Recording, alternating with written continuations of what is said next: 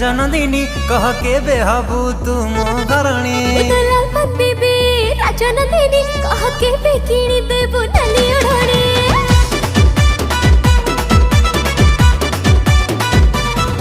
तुम लाल पान बीबी राजनंदिनी